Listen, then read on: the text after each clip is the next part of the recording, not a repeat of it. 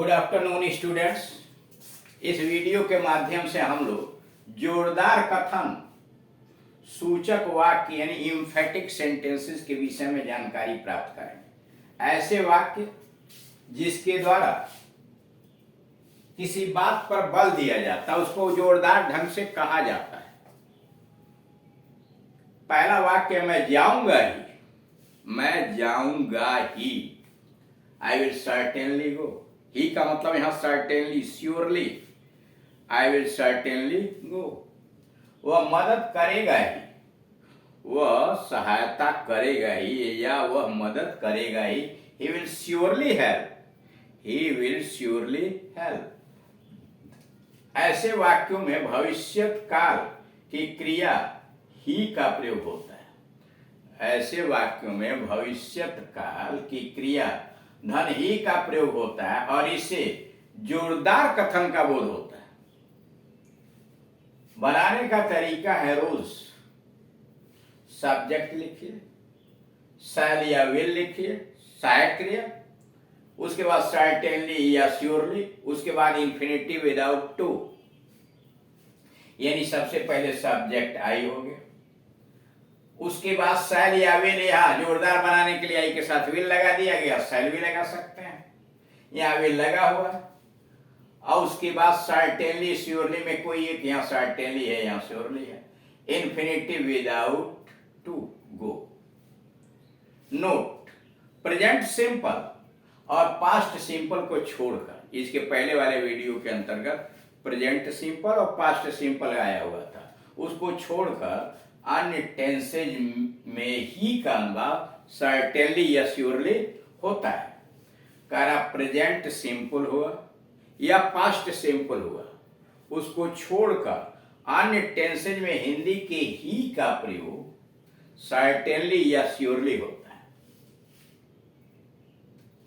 अब दूसरे पर आइए। He is certainly playing well, he is certainly playing well, वह निश्चित रूप से अच्छा खेल रहा है।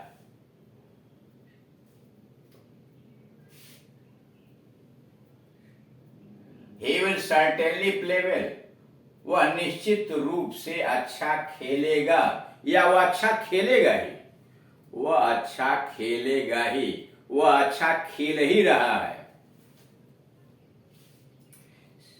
अब अगला, शीला ने नहीं गाया, शीला ने ही गाया, शीला ने ही गाया, ओनली शीला sang, शीला ने ही गाया एवं केवल शीला ने गाया, ओनली शीला sang। शीला ने मछली ही खाई, शीला ने मछली ही खाई मतलब केवल मछली खाई, Sheela ate only fish, Sheela ate only fish, Sheela ने मछली ही खाई, शीला एट ओनली फिश। एक ही व्यक्ति मरा, ओनली वन मैन डाइड, एक ही व्यक्ति मरा, ओनली वन मैन डाइड। वह कल ही तो आया, वह कल ही तो आया, ही केम ओनली यस्टरडे, वह कल ही तो आया, ही केम ओनली यस्टरडे। यह मनुष्य में ही पाया जाता है, यह मनुष्य में ही पाया जाता है। It is found only in man, it is found only in man, यह मनुष्य में ही पाया जाता है। ऐसे वाक्यों में संज्ञा, सर्वनाम, विशेषण और क्रिया विशेषण धन ही आता है। ऐसे वाक्यों में संज्ञा, सर्वनाम, विशेषण, क्रिया विशेषण तथा ही आता है और वाक्य को जोरदार बनाता है, क्योंकि ऐसे ही कार्य का अर्थ होता है सिर्फ, केवल और कभी कभी सिर्फ केवल ही का प्रयोग होता है। करा क्योंकि ऐसे ही कार्य का अर्थ होता है सिर्फ और केवल, और कभी कभी सिर्फ या केवल ही का भी प्रयोग होता है, जैसे सिर्फ या केवल सीता ने ही गाया, यानी सिर्फ सीता। ऐसे वाक्यों में कभी कभी हिंदी का सिर्फ आता है, सिर्फ सीता ने ही गाया या केवल सीता ने ही गाया। तो यहाँ अंग्रेजी हो गई ओनली सीता sang, केवल सीता ने ही गाया या सिर्फ सीता ने ही गाया। तो ओनली सीता sang। केवल एक ही आदमी मरा या सिर्फ एक ही आदमी मरा। Only one man died, only one man died. इसमें आपने यह देखा कि हिंदी जाए चाहे जैसे ऐसे भी रहे कि यहां लिखा शीला ने ही गाया, ओनली शीला sang, या केवल शीला ने गाया, तभी हिंदी ऐसे हो सकती है शीला ने ही गाया, सिर्फ शीला ने ही गाया, केवल शीला ने ही गाया। सबकी अंग्रेजी होगी only Sheela sang, only Sheela sang। Sheela ने मछली ही खाई, शीला ने केवल मछली खाई, शीला ने सिर्फ मछली खाई। तो क्या होगा? Sheela ate only fish.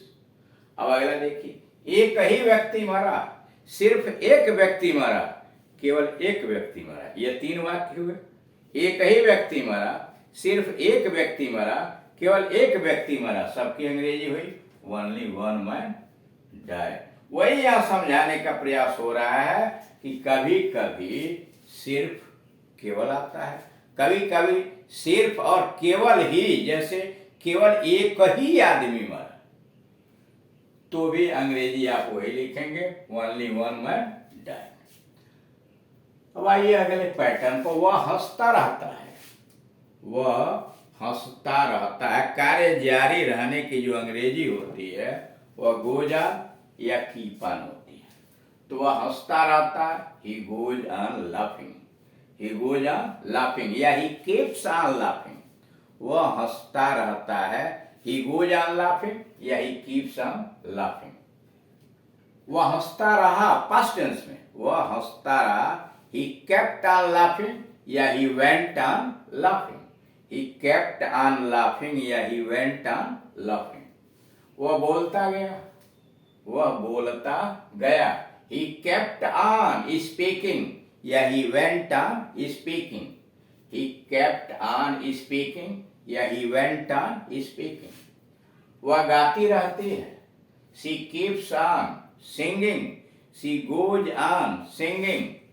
वह गाती रहती है, she keeps on singing, she goes on singing. वह खाता गया, he went on eating, he kept on eating. वह खाता गया, ही वेंट ऑन की ईटिंग या ही केप्ट ऑन ईटिंग। ऐसे वाक्यों से कार्य के जारी रहने का भाव जोरदार तरीके से व्यक्त किया जाता है। कहता ऐसे वाक्यों से कार्य के जारी रहने का भाव जोरदार तरीके से व्यक्त होता है। यानी इस प्रकार से इस प्रकार के वाक्यों से किसी कार्य के जारी रहने का भाव जोरदार तरीके से व्यक्त किया जाता है। बनाने का तरीका के हरूस, सब्जेक्ट लिखिए, गो या कीप ऑन को सिंगुलर प्लूरल के हिसाब से या टेंस के हिसाब से, और वर्ब में आईएनजी जोड़ के रखिए। जैसे subject go on keep on, verb ING. जैसे वो हंसता रहता है तो सब्जेक्ट हो गया, गो का सिंगुलर नंबर गोज ऑन, और वर्ब में आईएनजी लाफ में लाफिंग, तो ही गोज ऑन लाफिंग। अथवा दूसरा फार्मूला है सब्जेक्ट कीप ऑन, तो he keeps on laughing, verb में आईएनजी जोड़ दिया, ही कीप्स ऑन लाफिंग।